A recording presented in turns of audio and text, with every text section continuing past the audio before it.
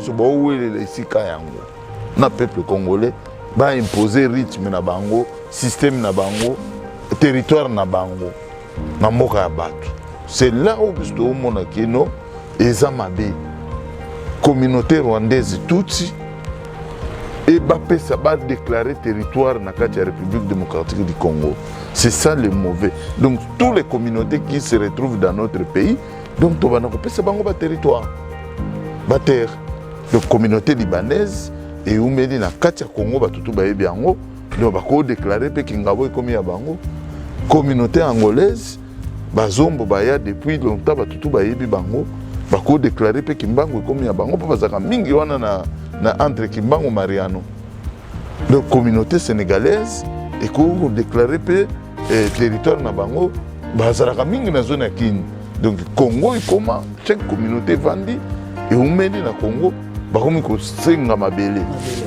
Mais c'est grave. C'est grave et nous avons des Congolais qui sont au pouvoir. Déjà mon frère, ceux qui nous qui Félix Tshisekedi a vu un asa bouffon. Au moins violent, mais un grand bouffon. Oui, il est la rare qui bungaï, mais Bogezoké, soi-disant moi, un politicien de Segedi. Il est bouffon.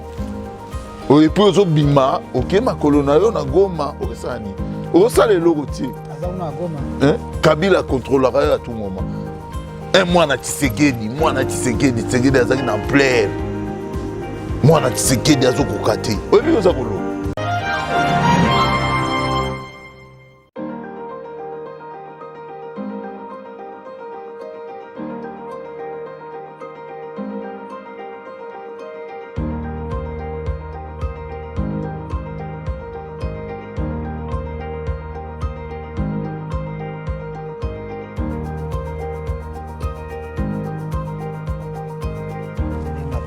merci na batunyo surtout au bolanda biso na chaîne na biso oyo toakanaka pona kopesa actualité pona kopesa onyo surtout bozana ngo posa to pesa lelo to baiki to sola masweta politique to inga to sola mingi na bato bazo maîtriser politique oyo eza mbela minu mibale autant so bato ebele ba maîtriser ngo te même biso to sala mo effort attaque congolais to ko maîtriser politique ya mboka na biso bato ebele ba ebi lelo ke na Congo oyo biso tolobaka mingi souvent Congo va mal, notre pays va mal, notre Congo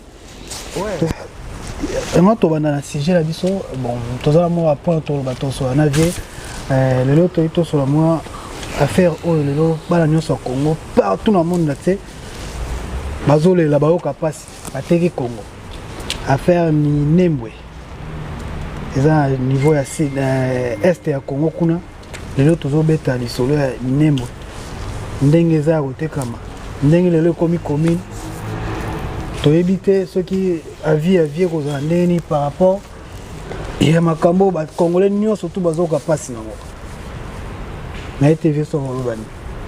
Merci na parole, merci na Mutuna. Oui, ce n'est pas mauvais ici comme on va créer une autre commune. Je comprends. Mais il faut dans un contexte moko boye au République démocratique du Congo et ezali na période moko boye calme ya paix et ça na revendication ya qui que ce soit. Hein, et ça n'a un problème te. Je comprends. Ou bien qu'on crée région, ou bien qu'on crée territoire. Ça n'a un problème te.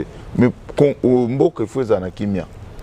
Mboka il faut na discipline. Mboka il faut na mibeko. Mboka il faut diriger partout dans un seul chef. On comprend. Et administration, il y a république, ils sont en marche. Là, tu peux comprendre que nous avons créé une cité urbaine, nous avons créé une localité, nous avons créé pour nous il faut la développer. Mais Minembwe, dans le contexte où nous avons les deux, ils ont là, tout le monde a le peuple congolais va imposer rythme na bango, système na bango, territoire na bango, na mboka ya bato. C'est là où nous avons kino eza mabe. Communauté rwandaise tutsi Et Bappé, ça va déclarer territoire dans la République démocratique du Congo. C'est ça le mauvais. Donc, toutes les communautés qui se retrouvent dans notre pays, donc, tu vas un territoire. Ba terre. Donc, communauté libanaise, et où dans le Congo, tout va bien. Donc, on va déclarer que Kingabo est comme Bango. Communauté angolaise, Bazombo Baya, depuis longtemps, tout va bien. On va déclarer que Kimbango est comme Bango. Parce que mingi wana na entre Kimbango et Mariano. Donc, communauté sénégalaise, et qu'on déclare que territoire na Bango, bazalaka mingi na zone ya Kini.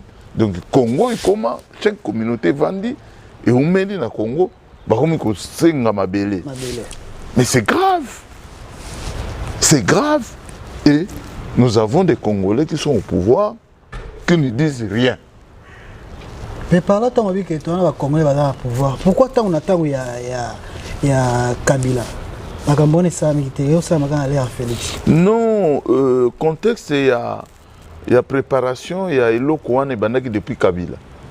Comme tous les Congolais sachent que Kabila c'était un Rwandais, Hippolyte Kanam c'était un Rwandais, alors ceux qui appellent ça qui directement Elokouane et pas Bandekonaye, il n'y a que révesser Sopi Bangot. Il fallait que Bazoua, moi Namboka Zoba, vous comprenez? Moi Namboka Bourik.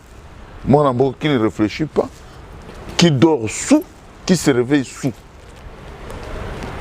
Pour accepter Babousso Bandengwana. Mais si c'est un fils du pays qui raisonne comme moi, qui dort normalement, qui réfléchit la nuit et la jour, je ne peux pas accepter. Ressortissant à Rwanda, Tutsi, Rwandais, réfugiés en plus, Robert Bake Fungola territoire moko na komba Minembwe lelo bakomi ko chanter victoire par rapport à quoi? C'est ça qui nous énerve. C'est pour cela à chaque fois nous tobana ko lobaki dès qu'on a vu sur Félix c'est que des gens à pouvoir té. Mais mukili donc à cause de la bêtise tala ba effort tout ça pendant 10 ans. À part que il faut qu'on ait Kalaté. Tout en 2011, le lot en 2020. Ça fait combien? À peu près 10 ans, toujours. À peu près 10 ans. Mais à cette époque-là, ce que c'est 10 ans. Le logé, moi j'ai 48 ans. On a 10 ans, on a 10 ans, donc j'avais 37 ans. Ma cassure n'a pas de ma cassure n'a pas d'énergie, n'a pas de sala. Et qui n'a pas de maille. Si on a pas de langue, on a 47 ans. Tout ça encore 10 ans. Je vais avoir combien? 57 ans. Je fais quoi dans ma vie? Perte d'énergie, perte de tout, donc tout. Espoir à vie, zati. Donc, nous sommes tous les qui sont en Okaka pour nous. Mais un certain Félix a boycotté Nyonso. Bon, au côté qui place Wana, pour sauver le Congo, il n'a qu'à mener à sauver le Congo. Mais, azo milane ba masanga azo tambola na ye azo voyager na ye auti ba États-Unis que Belgique ça dit fait ba mini masanga il contrôle absolument rien ba tout bazo le kele mael. Est-ce que vraiment et que ça la biso bien na bongo na biso? Non. Mais comment si ko place wana ba o bazo linga installer commune à Pamba? Tout le monde est ministre de la Défense, tout le monde est député, tout le monde est surtout l'autorité administrative, ministre de la décentralisation. Y compris l'ambassadeur américain. Pour la commune, bon, vous savez, la colonisation, bon l'exemple Israël. À chaque fois, Israël a un territoire palestinien. Célébration moko la communauté internationale ya Ganassim. Ba américain, ba Pouyak. Et en même temps ce que bomoni ndenge ba kesa la commune wana ba installer neti mo commune ya ba tout na kata Congo. Ba américain ba lingi ba tia bango pour derrière makambo wana. Donc cela veut dire légitimement Amérique est accepté. Parce que nazo monango normalité problème il y a intérieur à la République démocratique du Congo, un ambassadeur américain aucun de célébrer. Et en sens c'est flou. En sens un problème à commune, chef d'état-major général des armées, ok sala wana osani eza makambo ya territoire ya gouverneur ya région wana na sous-gouverneur ya région wana na chef administrateur ya commune wana bakotia basali makambo na bango ya région na bango rapport ekokende na parlement soki parlement esiejaki batali soki contexte ya kokomisa place wana territoire ezali eleki na des chambres mais tomoni place badébattre te mpona commune ya Minembwe tomoni place moko te na parlement balobeli yango tomoni kaka baparlementaire ya zoba na bato babanda koswadiza baolobela peuple moni mon frère nga nalingaka kofinga te kofinga eza signe ya manque d'éducation mais bato lokola badaniel safu nayebi te soki okola na pauvreté omoni soki okoli trop na pauvreté tu peux accepter n'importe quoi et n'importe comment parce que babosani mbala moko ke babanda kobundela mboka bakomi mbala moko na loyenge ya mbongo parce que bakomi kotala baintérêt na bango moi je trouve ça anormal.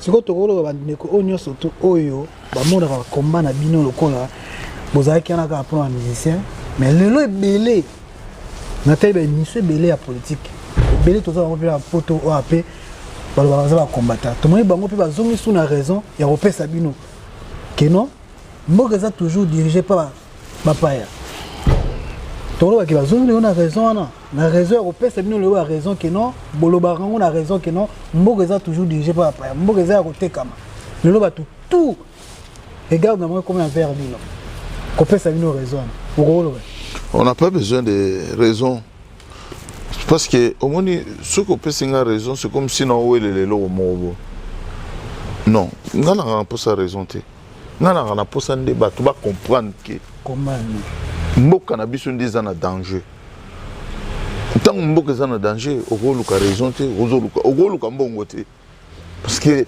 valeur ya mbongo yozoluka eleki mboka wana te na bitu soko zo comprendre parce que zambe soki ayebaka valeur ya mbongo alinga sala jour moko na mokili jour moko mpe na mutu comme mbongo mutu asala yango na calculaka yango te mais mabele nzambe nde mutu asala nzambe asala mabele mpe ayi kosala nga mutu ayebisinga keno place na oyo yango oyo mais place wana nga nakoperdre yango na loyenge te. C'est dommage quand je vois mes amis, mes frères et sœurs, bazoteka mboka na bango pour na intérêt ya mbongo. Et mbongo yango osana yango eloko te. Okufa otika yango. Botala bato nyonso o bazwa mbongo. Mutu bakunda na mbongo azate. Atotiki 100 milliards kaka oyo liaki na fufu. O kotsaki fufu na mnoko na yo na masango melaki na mai nde ya yo kenango. Mais le reste c'est tikalaka. Oyeba pe mutu yango akolia yango te. Soko tikila ngo mwasi pe zelo mbali moko boye oyo kutu abana ko finga yo lisusu akomi kolia yango lisusu makasi na bitu soko zo comprendre. Oui, on comprendre. Donc c'est pour vous dire que ba master ou be bande kona to bazolo bawana nous on n'a pas besoin de raisons. Ceux qui ba yeba qui valait ramboka ba nge ba trahir te parce que beaucoup ba komi ko zonga après avoir ko trahir que ba toaki na raison mais pourquoi oyeba kite que ezalaki intérêt ya mboka na biso eza mboka na yo moko nde ezokokende mais on préfère que nano o trahir pour comprendre o que zwana mbongo mais non bato ya bongo j'ai pas besoin je n'ai plus besoin ya kozana contact na bato ya ndenge wana te comment peut bien aller sur combien na 47 ans donc vous avez son force de tension au Burundi au Congo so moi te relève na bino te bato ba bimba oya sina non nazana moi le Burundi qui a comme na 47 ans so za son énergie na te non na pesi yo que tala ndenge Félix a teki énergie na biso ya de 37 ans à 47 ans à Kenango et tango Kenango eloko biso bundela ki yango bato yango ba récupérer yango pour na bêtise ya mutu moko par contre surtout zaki bloc biso tout dit to le but non Kabila parce que le problème est à Kabila au moins magam nyonso ezo salema tant que Kabila ozana mboka ana programme na nyonso ba utaki na Rwanda et ko salema parce que bango bazo contrôler mabele il fallait que basala ke Kabila azala en exil, ou Bakangi azala en prison, et les Congolais contrôlent leur pays. Mais Kabila, il est toujours là, il les contrôle. Il contrôle tout. Et c'est lui qui est dans toutes les manipulations. Je regarde ici, Roubero, tout ça,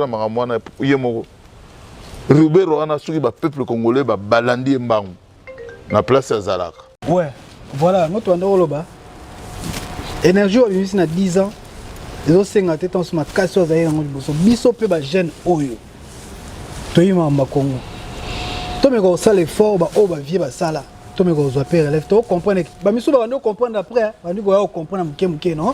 Kongo na biso pe na ezala ba problème, ezala ba problème. Ba do ndo comprendre muke. Tomi pe sa mingi te na ba distraction, musique, tout ça là. Parce qu'il y a une raison, le temps sur le thème. Pour les autres, mon Congo, ils ont passé. Donc, c'est le président qui a la place. Alors, ça attend sur ma gambo, ça là, où est ça. Tous les gens qui chassent, c'est pas ceux qui chassent les Kiata ou Azaki de Botswana. Donc, le bani. Et ça passe. Viens, on a dit tout le monde, surtout dans le Congo, surtout dans les Bazoboto, ils sont moka, la continent, moka, bazolo, velo, tetogosa, ni, deni, bopes, na, ils sont bozala. Bilan de venir diriger le combat au salaire, n'est pas tout ça, tout la moussapé, jeunesse. Merci beaucoup. Il y a un problème, il y a conscience. Il y a chacun de nous de prendre les choses au sérieux. Parce qu'aujourd'hui, il y a beaucoup de Congolais qui viennent en Occident. Quand ils sont vendus à Poto, histoire na yo, ici, au Bossani Congo, vient combien non. Il faut que les Congolais réfléchir encore plus. Peut-être Babin force ici, non, dans le bon côté. Le combat c'est en vie. Ils ont une étape. Dans la période où on a la période où il faut travailler mutu. Dans la période où on a encore plus vieux, il faut avoir sa sagesse na bajene au bazoya. Net le lot aux ana bavien Rwanda. Bavien Rwanda basala na mboka wana.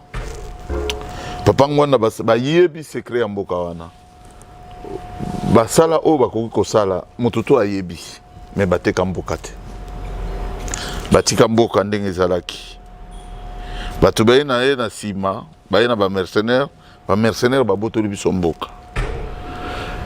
Sikoyo il faut tozonga sima, tozonga na ba vie wana bangwanda. Ba maître Nyimi Medikangimbi baza vivant batebele et oyo ba travailler na mboko oyo ba yebi secret mboka bazali tomeka kokende komona ba vie tomeka kovanda na ba vie na temps mukenza bazo pesa bango lisusu na moki pour te comprendre ya minene comment ils ont réussi à gérer pendant de l'indépendance jusqu'à le 17 mai 1997. Le secret c'était quoi? Le problème c'était quoi? Parce que vous savez, le problème à Congo est Zalaka bisoté, pas congolais. Biso pas congolais, tous un peuple moko hospitalier, accueillant, peuple dédié, peuple qui ne cherche pas de problèmes. Congolais à Tumbola Ramutute, en vérité, en général. Congolais à Zamutu Kimia. Azam tumoko alukaba problème te allié ameli alali nae azungi na ndagonae. Mais tout autour de nous il y a un problème sérieux. Le pays limitrophe. Et ça a dérangé le Congo depuis 1960. Mais on avait un dictateur qui était là, maréchal qui était fort, avant qu'on étouffait en haut. Problème au yo tout ça nango zaka problème à Rwanda penza mingité. Moi, je vais te dire la vérité aujourd'hui. Le problème va utiliser les Rwandais par les Occidents, la Belgique. La Belgique, c'est une longue histoire. Après 1960, ils voulaient prendre le Kivu, va séparer en haut la République démocratique du Congo. Il y avait un mercenaire qui s'appelait Jean Scram. A créé des ordres qu'on va partager Kivu.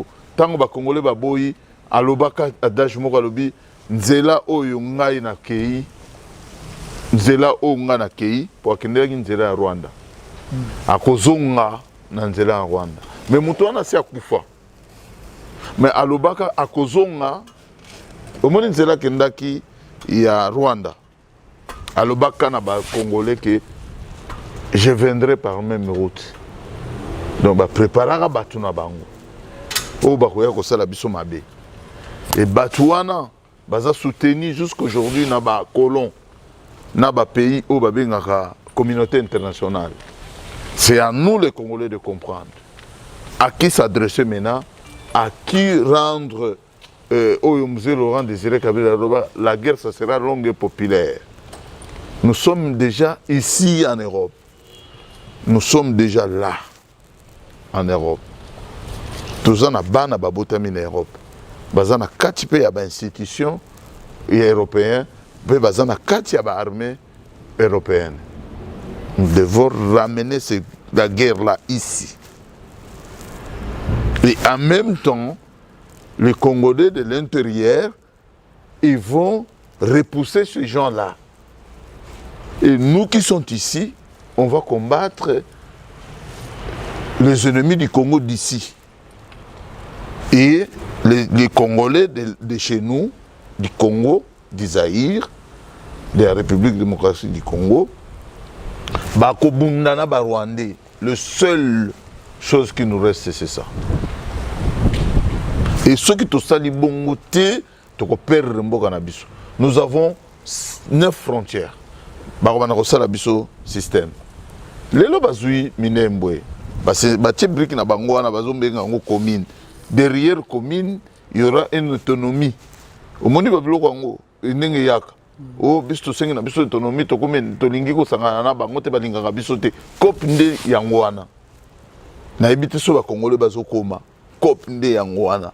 Tango bakosala o ba se victime po ba makasi. Na ko se victime batuti. Talaka ba bomi na Rwanda. Babimi vainqueur, balobi bango babomi bango. Paul Kagame a boma na Rwanda. Hier muto a déclenché la guerre. C'est parce que les gens qui ont vaincu l'armée de Mobutu s'arme. Première intervention, le général Maïli Bakindaka, qui intervenir dans la rébellion au Ouganda. Tant que Paul Kagame a eu Ouganda Zokota, bazoka chèque par l'armée congolaise zéroise à l'époque. S'arme qui n'a pas général Maïli. Même il y a des vidéos, le général Maïli a koufi. Il y a 94, un truc comme ça. Bazo échec. Na échec bazoa.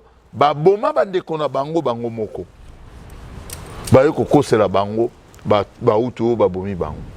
Et ces gens a commencé à tuer les Hutus depuis longtemps. Comme ils nous fait aujourd'hui. Même modèle basala na Rwanda. Yango basali biso lelo. Bazo boma biso. Pour biso tant qu'on répliquer. Ba se victimer. Ba lo bakeo ba bomara. Ba tuti. Ba muke ba protéger bango. Omoni manigas wana.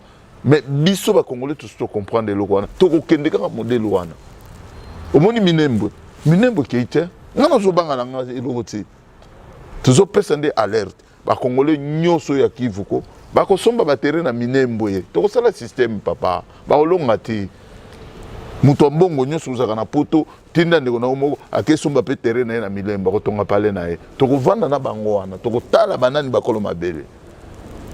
Écoutambula bon papa bino bozo mona passion ngana zo kati omoni ngana muto Kivu ngana muto Manyema en général Kivu biso to mingi côté Kasai hein Kasai Shaba kuna parce que biso to ba lubakati quoi donc ya Manyema siko ya côté kuna ya likolo mais oyebi ki batuana na mboka na biso balinga bango te na Manyema côté na biso ya Kasongo ko balingaka bango te depuis bukoko na biso balaka so bakomi na bango ba chasser bango bozongo banyamulenge bozongo et pas na biso balaka te mais sentiment moko kotaki na bandeko na biso ba mushi ba avu ba nani ba rega bakivanda na bato wana babalana surtout omona ba mélange wana sala makakuna et pesa bango ba priorité moko boye po bango banda basalaka ndeni bana basi moko ya milai ya minene babase ko ba congolais balinga basi batindika bango liboso na kidi ba congolais okisanga na bata bon.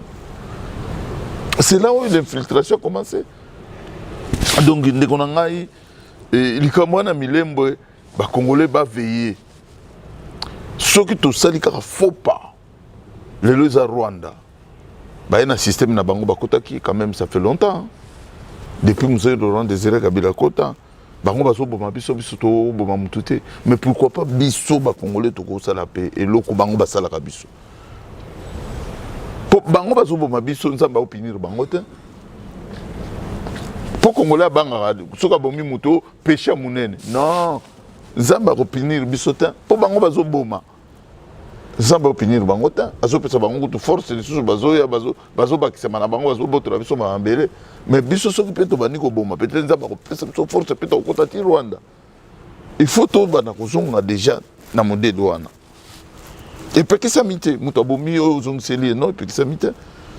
Soki communauté internationale ekokanga tous les Congolais bakangi soki bakozala force wana. Mais soki eza moto moko nde babe aye koboma moto wana nde bakokanga. Mais soki ekomi sikoyo communauté na communauté ozobunda bakokanga motu te.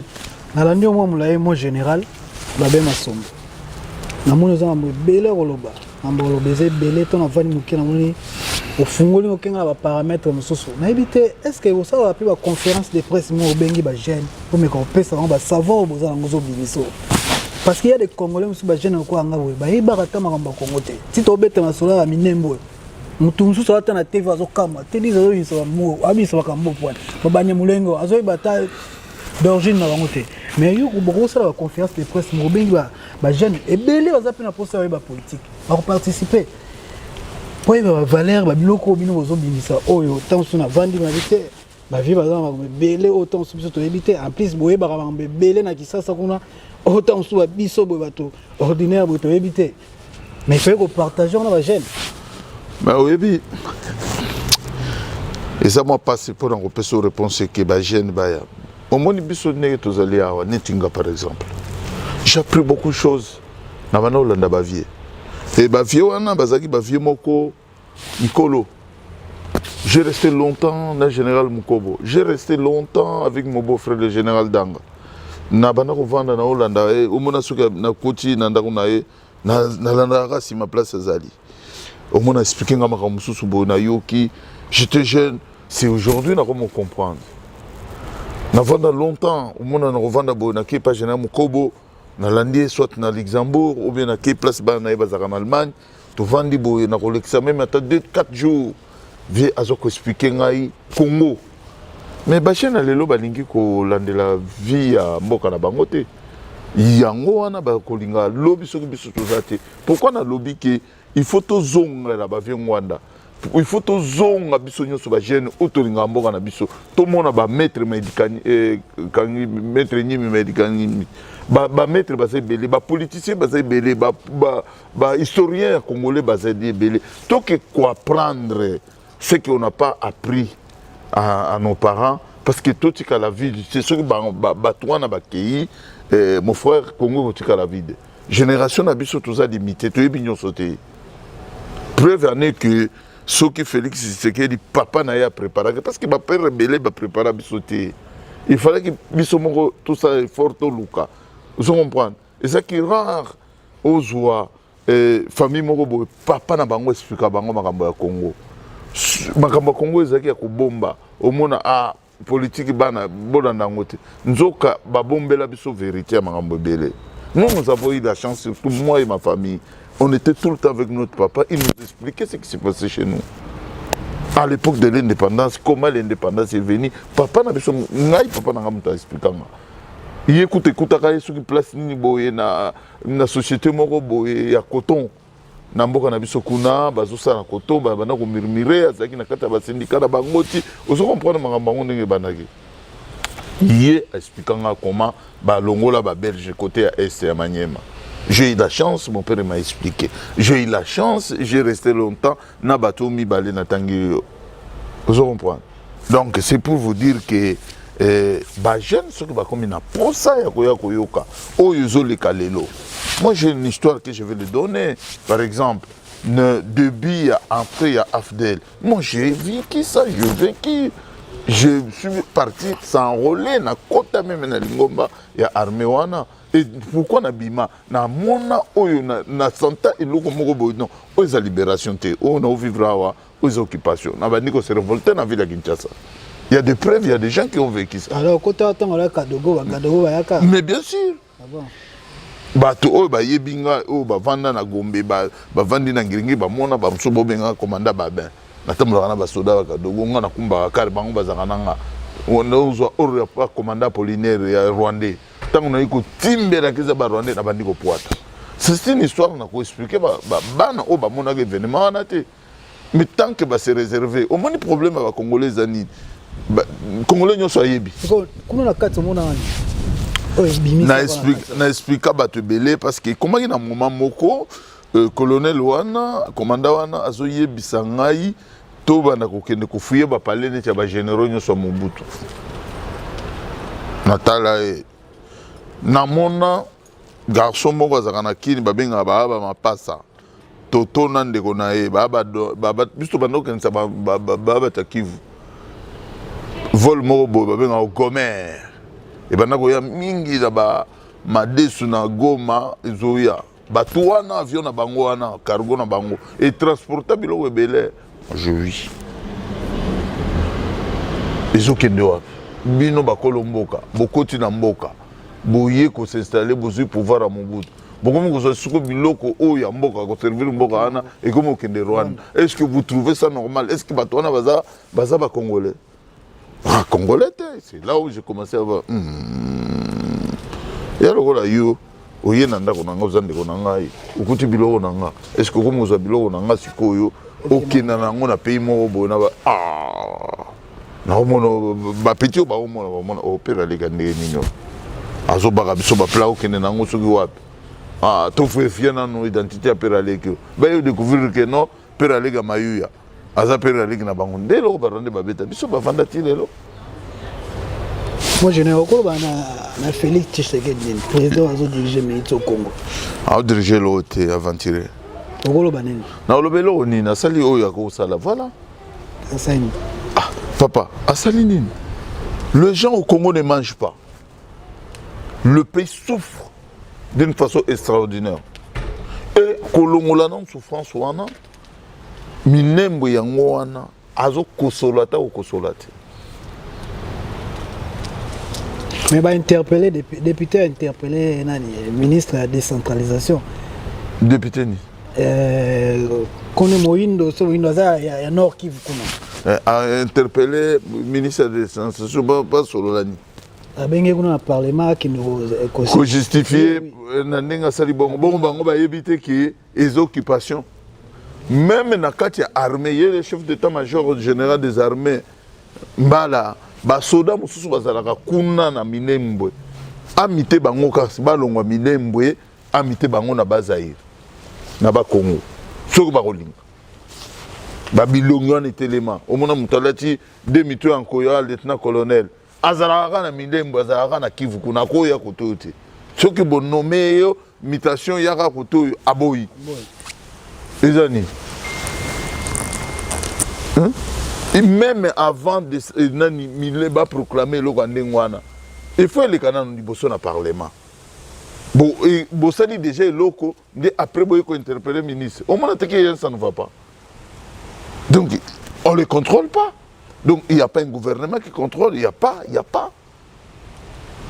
Donc, Félix Tshisekedi, réunion, ministre, il y a ça là, réunion ministérielle, namona angoza ya tout, par rapport à Azora, rapporté. Parce que ceux qui avaient des rapports qui se faisaient bien avant de faire quelque chose au Congo, ils n'ont pas stoppé le Rwanda.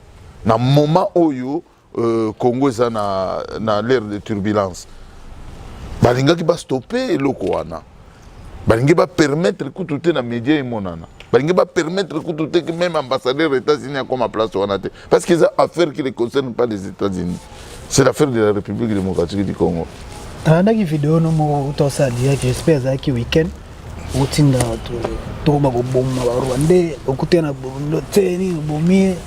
la violence. Congolais, Congolais, c'est pas la binoti. Pas binomboka. Tala, écoute, je vais t'expliquer une chose. Au moins, combat pour vendre na potoa. Vous avez un ministre qui a susté. Et qui est avec Kengo Betama. Tu instaurer la violence. On a expliqué que Baya to vendre besoin de money de botambola bon marché à na barber ça à 1000 fois. Ba yo ga binoté.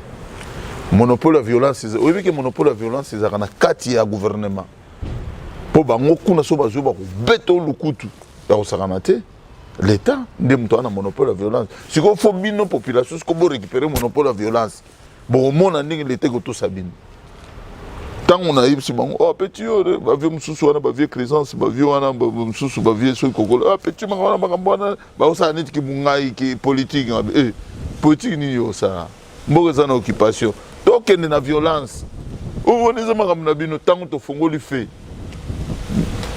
moto to na ligne natoko mobeta wa Rwanda okutani mobetani na ye me nalobi bango babomaka kutu omoni babiloko ozotuna nga ozokomprendre kaka ti que soko utiliser légitime défense te makofi te mbeli te munduki te bakokotela oyo na pale yango basali wana bino bokomprendre te 10 omoni ndenge oza wana nga na ye na pale na yo na munduki na banzete yo ozongisela nga na maloba na obima na ndako na yo te na obima na ndako na yo te nayebiki wana na force te navandeli wana okoloba na yo okokende na yo me nga naza wana me jour nakomona osimbeli nga munduki osimbeli nga mbeli nango momona moto akomi danger soit ekomi makambo akosolola soit soki frappe na yo eleki yanga na tamboli ozokomprendre ndenge ezalaka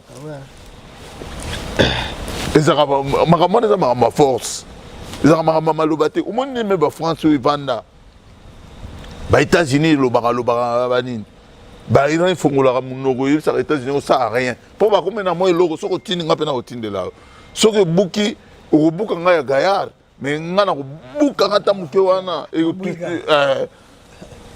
ata de yayoka so bakufi ambri ya libela les arabes le font bamindele basakanaka baarabe te bayelaka bango awa bomonaka biloko elekaka na bamboka oyo soki kaka bino tokoya baye mpenza balie mindele ata bobomi bango 150 sans foot mais so babomi kaka 3 ya bino makelele indi mbo mundele mona nye avandi yango monaka soki omoni nga na utilisaka violence ngai wana ezaka arme na nga na utilisaka violence nga na yuma te nga ta bobeti na bino ngai na koya na utiliser violence moi eza moto na mutana logique na ye nga logique na nga yango wana yo mona nga batusanga yo mona nga na pari ntambola nga mo batusanga nga te bayebi ke soki botouche akoya na violence bobeti elelo jour akorécupere moko na bino akotie mbeli akotie eloko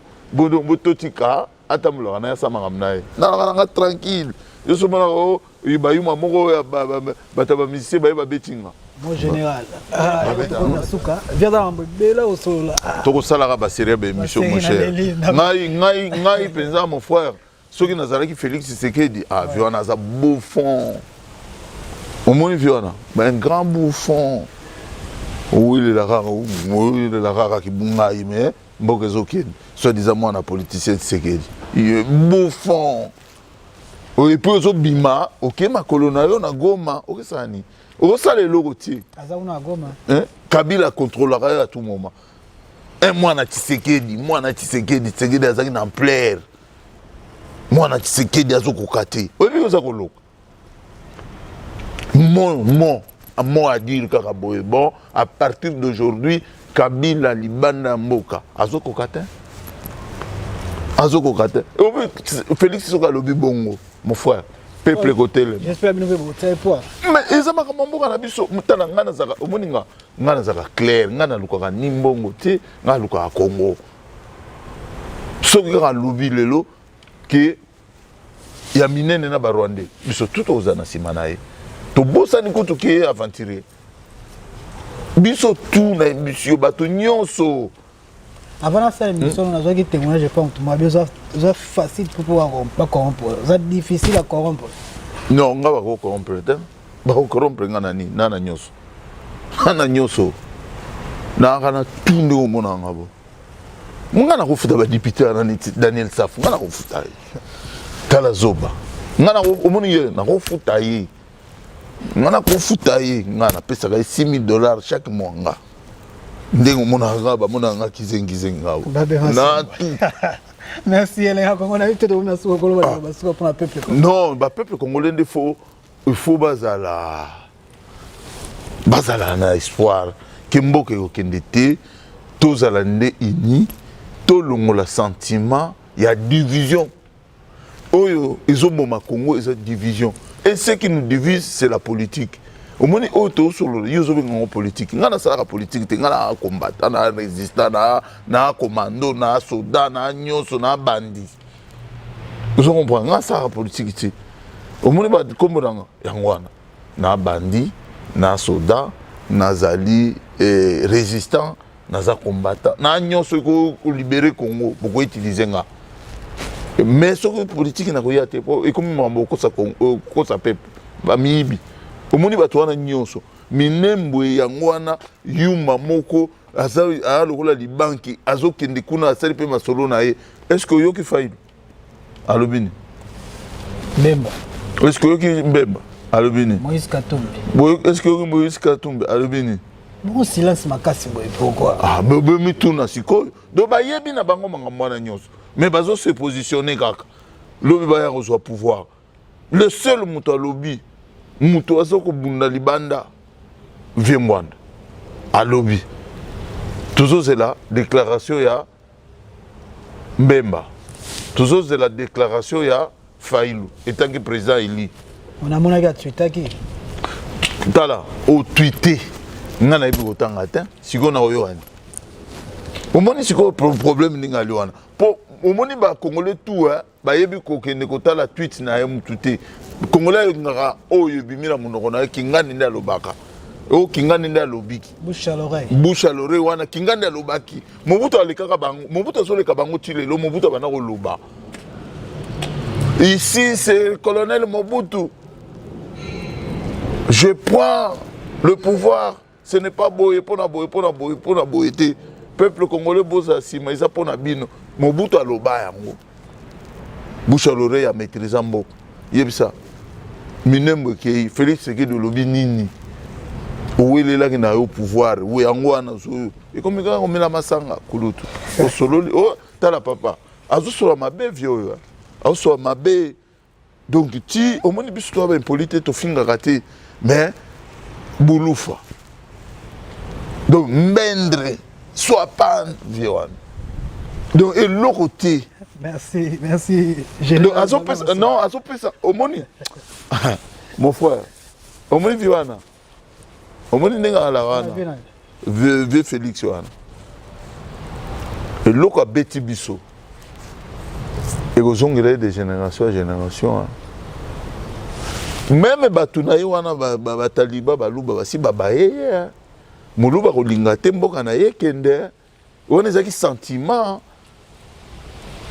nanu babimisile bafasi te mpo bazalaka baradicale na makambo ya kodivize mboka bakoboya omona ndenge bali wana basi bachange na bango baoluka nde lider nini ya sika mpo baluba balingaka mutu na bango ka nde mutu akotindika bango balinga kokota neti babe masombo moko boye aloba bakolinga te fo tya bwala ya bango kaka ozo comprendre mabe nde place utaka yango wana bao mais basi babaye ndenge baza wana